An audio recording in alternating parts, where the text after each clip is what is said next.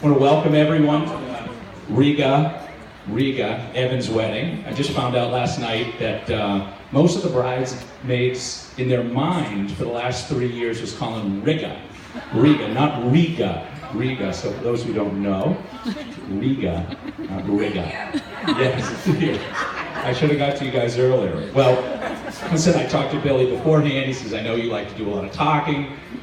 It's hot out there. Please don't bore everyone with a long speech. I said, no problem. We'll just bore everyone with a really short one. So we'll keep it quick for everybody.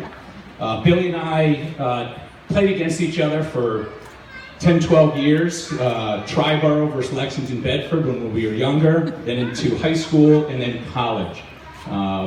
Billy took over running the Junior Bruins, the team or organization that he coached first with. He quit playing hockey a few months before I did and had the job. I quit a few months later and actually took over running the Junior Bruins. And it's really amazing that I'm even standing here today as the best man, because the first thing I did was fire him, take his job, and then ask him to be my assistant. But here we are, 20 years later, great friends. Billy and I then lived together. Billy was in my wedding we lived together for 4 or 5 years. My wedding, moved on to college, to bigger and better things.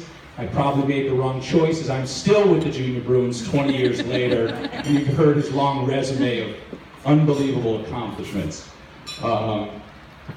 When Billy asked me to be his best man, I was obviously extremely excited and grateful for the honor. I look back, as it's been a few years since I've been a best man, and I said, you know, the way the kids change these days, maybe there's something new that the best men are doing. Because no, there's a bachelor party, and then there's a speech.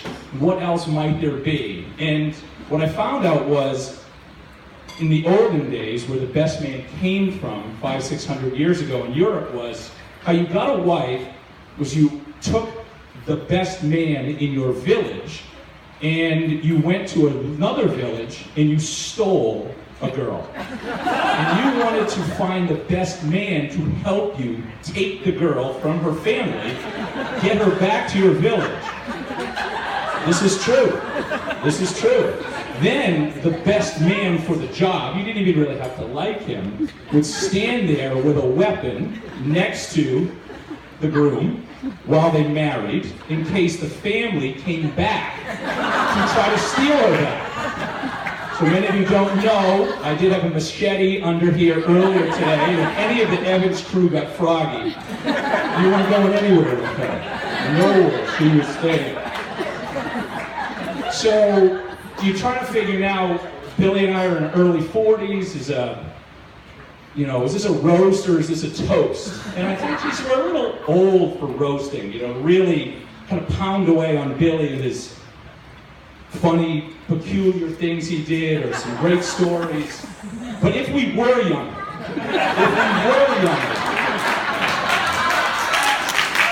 I would talk about Billy's nickname and his coaching community, Les Misera Billy.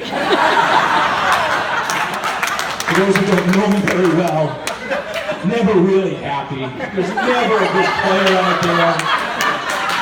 It's always black and white, and most of the time it's always glass half empty.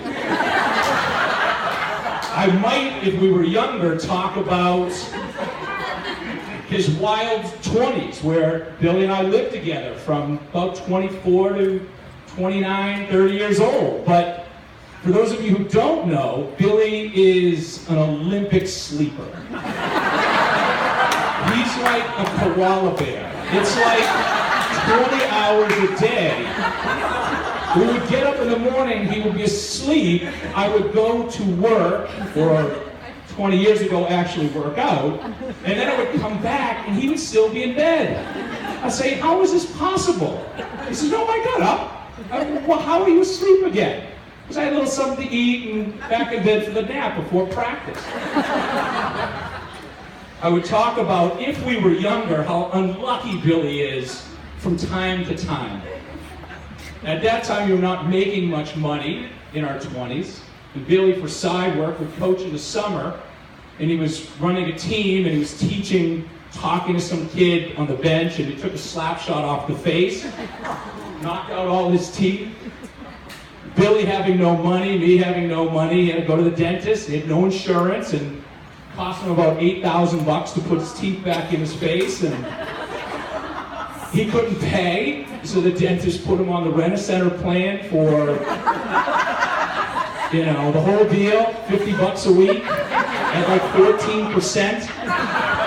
At the same time, I got 6 kidney stones in 6 months, and I racked up about $20,000 in hospital bills. I, again, at that time, was making no money.